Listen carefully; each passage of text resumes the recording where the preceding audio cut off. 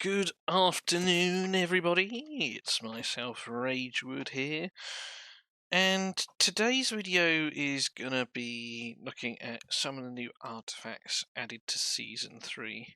Now, I will be doing another one shortly after this where we're going to take a look at the gear.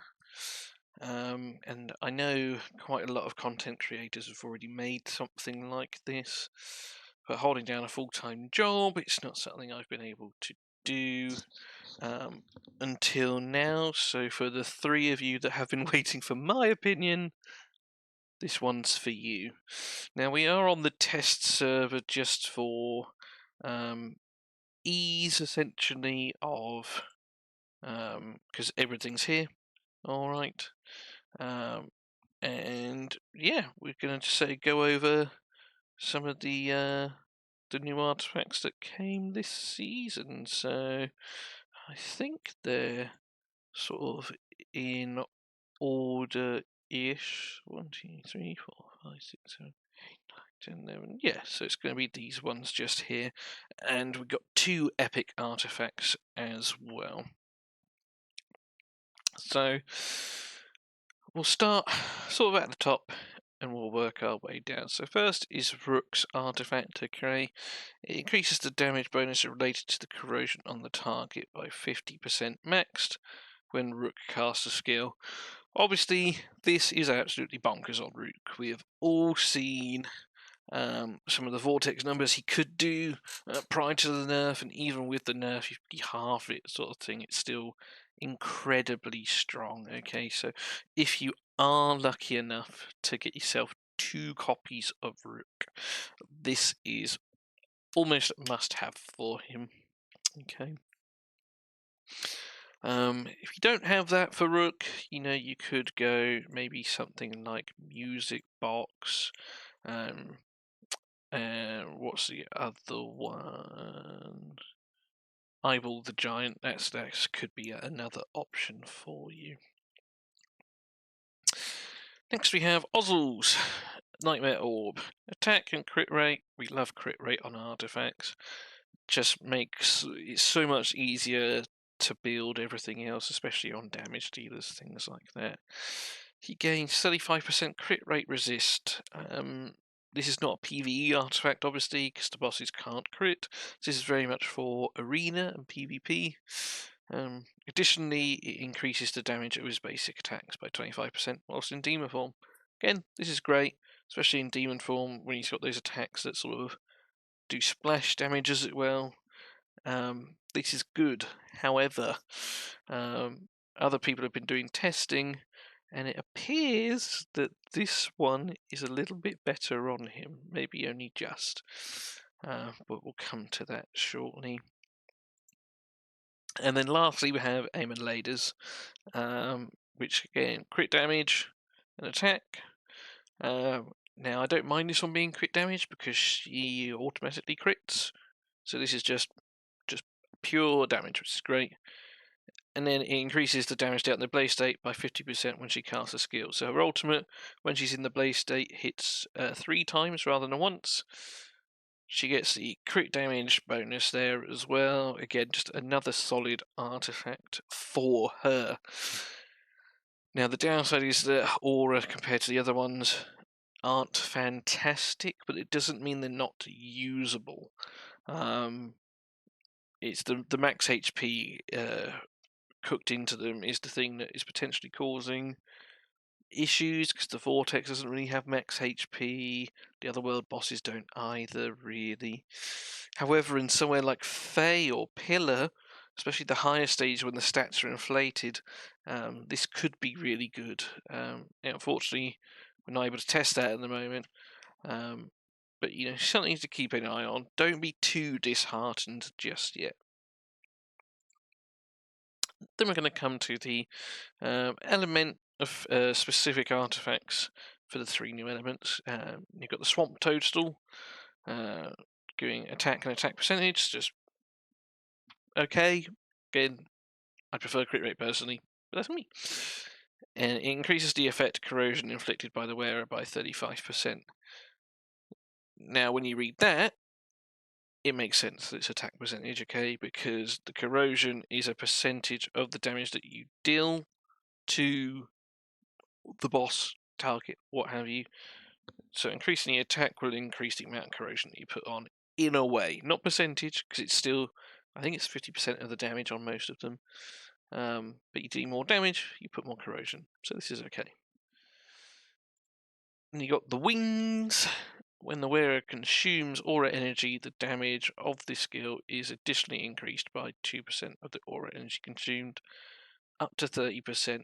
Now this one sort of confuses me a little bit. I've not tested it personally, but from reading a lot of the skills on these people, the aura energy they consume is like 10, 15, for example. Now that damage, an extra 2% of that. Now, does it stack and it never runs off?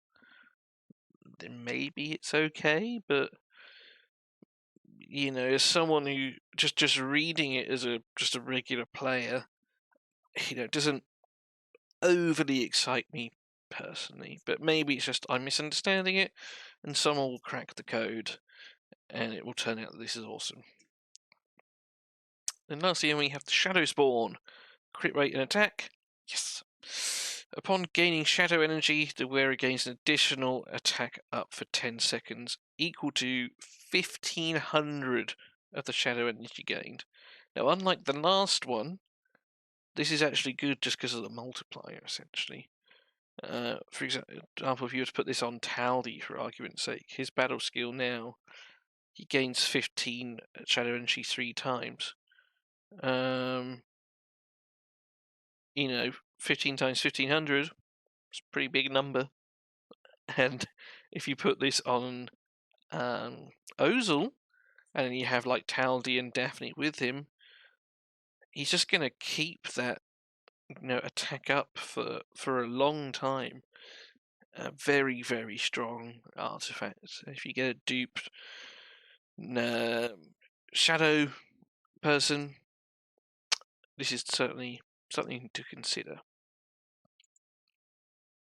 Then we have the Dreamland Globe. Now this is the one that's from the Famiander. Okay.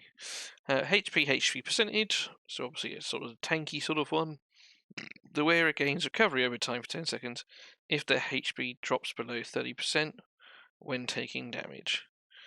Now, what I want to know is, it doesn't say it on here, but does this have a timer on the trigger? So if you drop to 34%, the recovery over time takes you back up to 40%, and you drop down again. Do you get another recovery over time? If so, to me that seems okay. For a tank, someone like that. Maybe like a Malik or a Urion, something like that. Potentially all right. It's nothing broken, and especially if there is a timer on it, then it is pants. But if not, potentially this is okay. An okay artifact that we get for free just by completing the Famiander. The Elite's Key. Attack and attack percentage. The beginning of the battle increases all allies' damage dealt by 15% for 20 seconds. Just a solid artifact. To be fair, you're only gonna. This is the Pillar of Trials one, okay?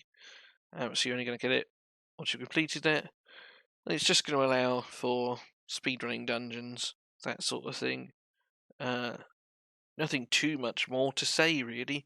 I think if you were to put this on Espalta, the Shadow one, with her Heart of Hate, which also increases ally attack for X amount of seconds, this really could allow for fast dungeon clears, especially level 100. So, again, just a nice little freebie that we get for completing. Golden Antlers, Will of the Stag.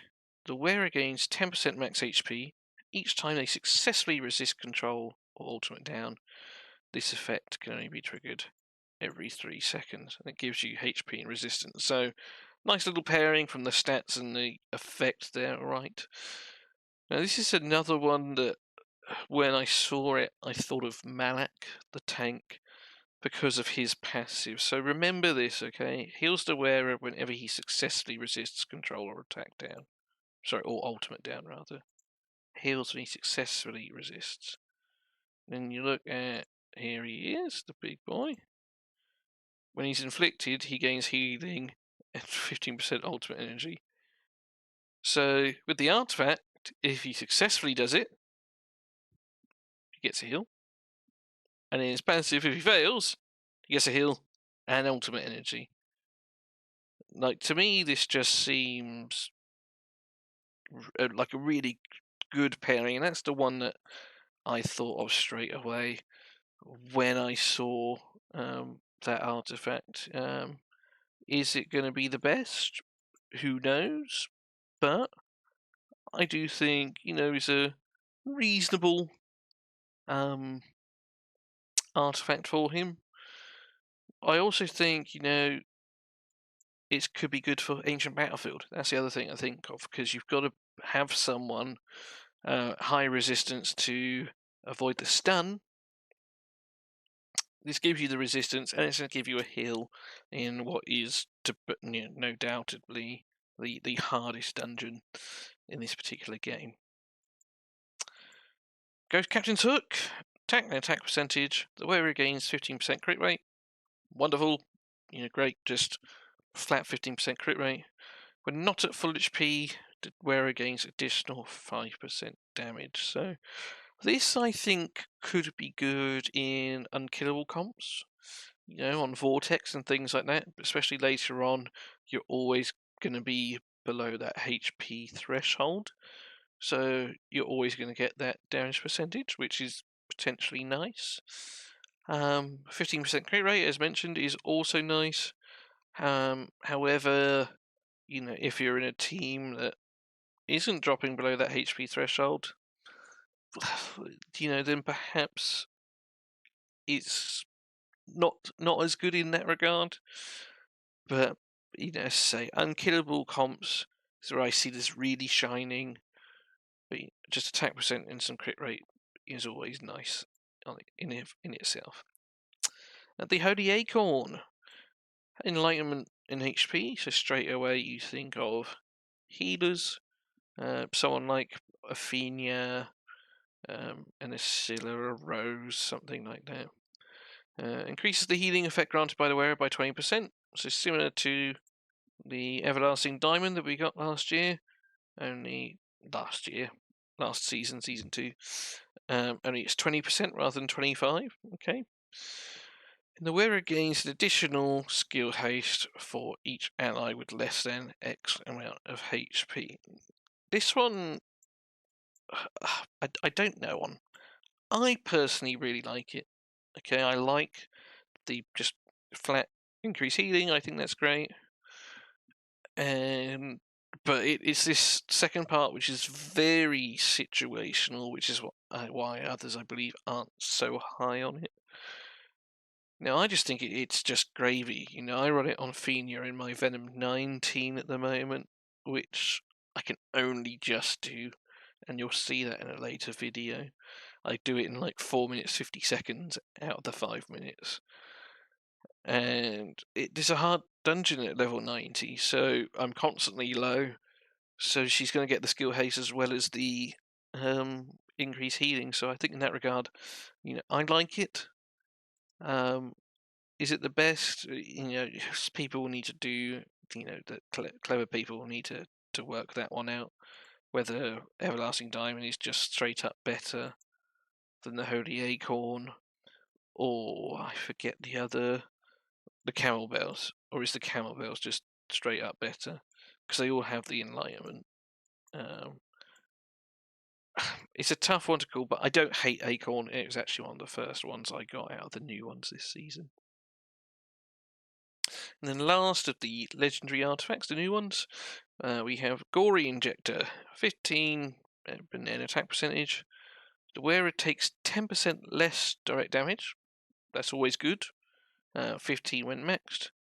and converts 8% of the damage they deal into HP. So this is similar to sort of like a lifesteal artifact, kind of. And instead of healing, it's just, the way I read that, just increasing your sort of max HP. If it is like a lifesteal artifact, then that's brilliant. I don't hate that, especially on AoE heroes, something like that, because they're going to be squishy. You're going to build them high attack. Just the fact they take less damage and they get some of that damage back into their HP pool will keep them around longer. So I really like this artifact as well. Lastly, then, we come to the two new epic artifacts, okay? Now, unlike some of the ones last season, these two are nuts, okay? Especially early game on one of them in particular. Now, on that note, it is a shame that there were no rare ones added this season, but that is probably largely to do with sort of the internal turmoil that the company was in, with ByteDance pulling out and whoever potentially coming in and all that kind of stuff. So moving forward, hopefully there'll be some more epic and rare artifacts, mainly rares, added for some of the free-to-play players out there. So we'll start with the slingshot, the Rascal's slingshot. Attack and accuracy, and the wearer gains an additional 8 attack for every 1 accuracy they have. So, because we're on the test server, I can just refine this straight up just to give you an idea. So for every 1 accuracy, okay, at max level, you get 72 from this alone. Now, some quick math: 72 times 8 is 576. 576 attack is pretty good, especially on people where you sort of need the accuracy, but they're also a damage dealer. Maybe someone like a Quester, for example, where you want her to land her ultimate bar down, and her, I think she's got attack penalty as well. But you don't want to sacrifice her physically killing people, because that's what she's doing. So, something like this is perfect for that. Is it better than Eyeball the Giant? Later on, who knows? But early game, when we're struggling for gear and attack percentage chests and things, you can stick an accuracy chest on her, stick this on maybe a Quester, and then all of a sudden you're getting more attack than what you would like a 225 flat stack chest. So I really like this artifact. As I say, it can go on a lot of people, that need some accuracy in the build, but you don't want to give up their damage potential. Last one, then, we've got Craven's Eyes Patch. HP and death percentage, thumbs up. Tank artifact. Reduces the damage taken by the X amount, 40% when maxed, when the wearer takes damage that exceeds 35% of the max HP in a critical hit. Now, this can be used in both PvE and PvP content. If you think of the lightning bolt from the Vortex, again, maybe something like Grave of Venom on your tank when you're first doing stage 9, this is just going to straight up mitigate the damage they take in both of those scenarios, which again is great. You're not going to say no to that. Later on, when we want level 100 and you've got all these heroes together, will it peter off? Maybe slightly. But again, early on, this is a great artifact. I really like this one.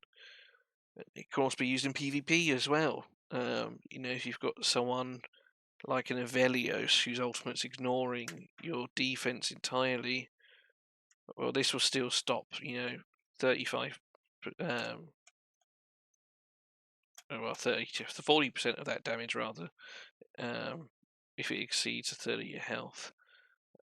So again, even though they only added 2 artifacts, the 2 that they did add were very good, in my opinion. So lots of good ones to grab this season. If you were to pin me down really on, I think you have to grab both of these 2 epic ones. And then when it comes to the legendaries, uh, it's tough. If you get any of the exclusive ones, great, grab them. I really like the Toadstool and the Shadow Spawn.